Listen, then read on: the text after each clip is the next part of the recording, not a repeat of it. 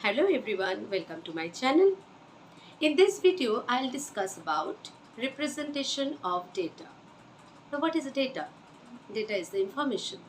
And we collect informations for so many reasons, for economical reason, for survey, for different kind of surveys, right? But collection of data is not enough because we have to handle them, we have to use them. And for using them, we have to represent those data properly so that we can use them properly.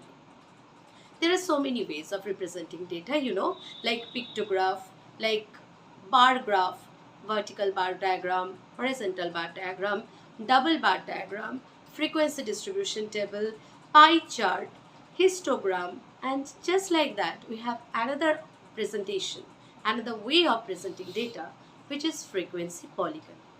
Now, in this video, I'll discuss about how we can form a frequency polygon. So, let's begin the video. Let's take this problem. Suppose a few classes are given, which are starting from 10, 10 to 20, 20 to 30, 30 to 40, 40 to 50, 50 to 60, and the corresponding frequencies are also given to us. We have to represent this data by using frequency polygon. Okay? Now, look. First of all, we need two mutually perpendicular axes. One is x-axis, x o x dashed, and the one is y-axis, y o y dashed. These arrows must be there. You all know this.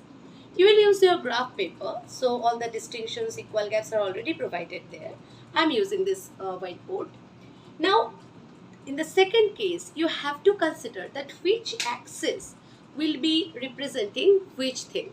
Here, suppose I am using this x-axis for representing the class and this vertical axis for representing the frequencies. Okay. Now, another very important thing, students, you have to take equal gaps along both the axes. Suppose I am considering this, for an example, length of one side of 5 consecutive smallest squares according to your graph paper as 10 unit. Okay.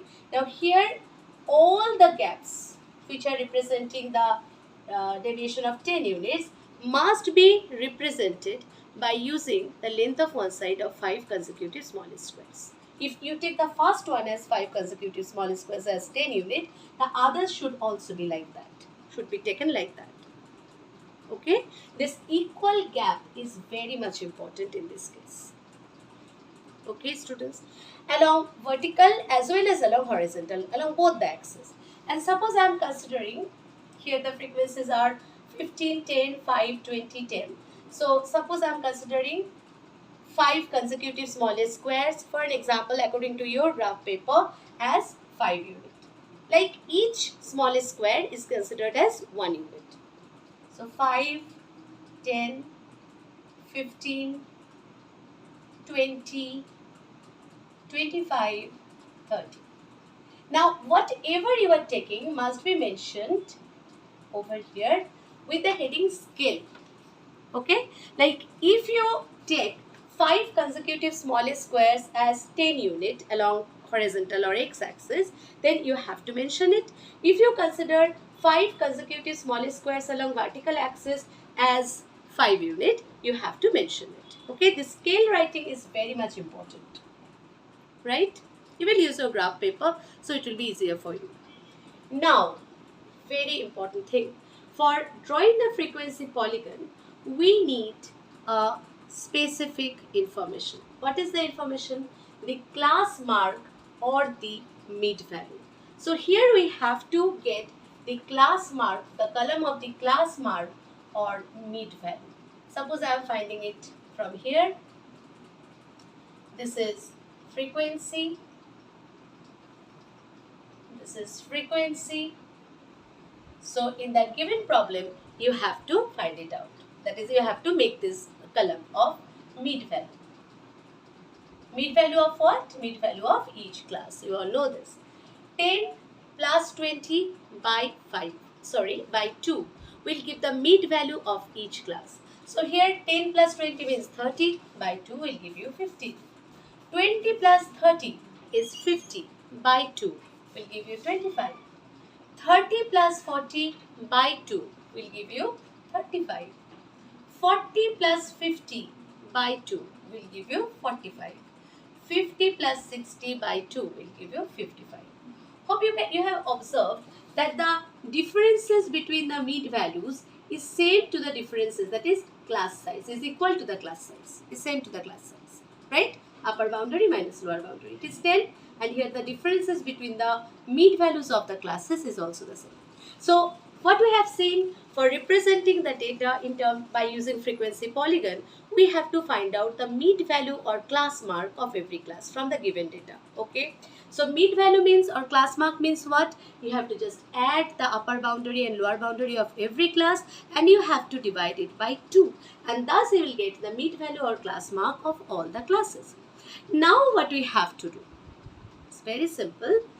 Consider this mean value, because we have found these mean values for some reason, right? What is the reason? For presenting the data. We have to consider the mean value here, which is 15, right? In the first class. 15 means this, suppose you have taken 5 consecutive smallest squares, means 2.5 smallest square will give you the position of 15 in the horizontal axis. Because you have got the mean values from the classes and you are representing the classes along horizontal line. So you have to use the information, we have to use the classes which are presented in the horizontal line, along the horizontal line, means along x-axis. So 2.5 smallest squares will give you the position of 15 in the horizontal axis. Okay. Now what is the corresponding frequency? This is 15. So here this place is 15, right? Mark it. Mark the position. So what is the coordinate of this point? 15, 15. What is the coordinate of this point? 15, because along horizontal axis where you have represent the classes, you have to use the same axis for the mean values, because mean values are obtained from the classes itself. So 15, the frequency 15 is the coordinate of this point. Next point is what? 25. This is 25. Obviously, another 2.5 smallest squares between 20 and 30 will give us the position of 25. What is the frequency of it? It is 10. So, this point will give us the position of the coordinate 25, 10. Hope it's clear. Next one is 35, 5. Obviously, another 2.5 smallest squares between 30 and 40 will give you 35, and the frequency, corresponding frequency is 5. So this will be the point. So what is the coordinate of this point, students? 35, 5. Clear? Next comes 45. This one is the position of 45. The frequency is 20. So it will be over here. Okay? And then comes 55 and 10. Obviously, it will be the midpoint. Another 2.5 smallest squares between 55 and 60 will give you the position of 55, and the frequency is 10. So we have got all these coordinates. Okay. Now we have to, using scale pencil, we have to just join them.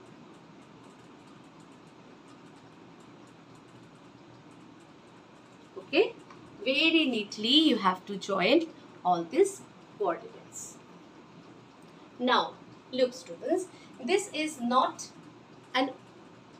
open curve, not a closed curve. We have to make it closed. So how will you do this? Another very important step. You have taken 5 consecutive smallest squares. For an example, I am telling you in your graph paper as 10 units along this horizontal axis, along this x-axis, where you have considered the classes.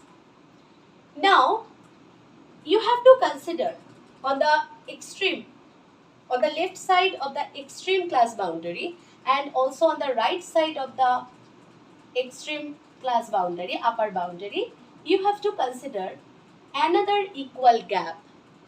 Like here I am considering the gap 0 to 10, and here I am considering the gap 60 to 70 with 0 frequency. Okay, another class which are on the extreme left and extreme right of the extreme lower boundary and extreme upper boundary of all the classes with zero frequency, and then you have to consider the midpoint of them with this zero frequency, right? So what is the coordinate of this point? This is nothing but 5, 0. And what is the coordinate of this point? Nothing but 65, 0. Now just join these two extreme points with this points with zero frequency. Got it? Thus you are getting a closed curve. Let's name it as A, B, C, D, E, F, G. So this A, B, C, D,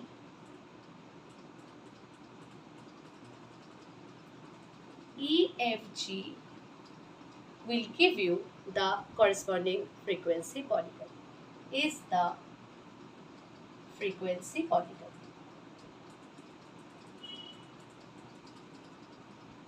of the given data. So this is the way of forming a frequency polygon.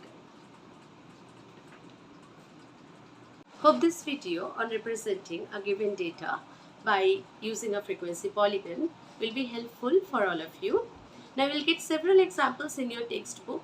You will get several problems in your textbook on this topic. Now just take those problems, try to represent those data by using frequency polygon. Thank you so much. Take care.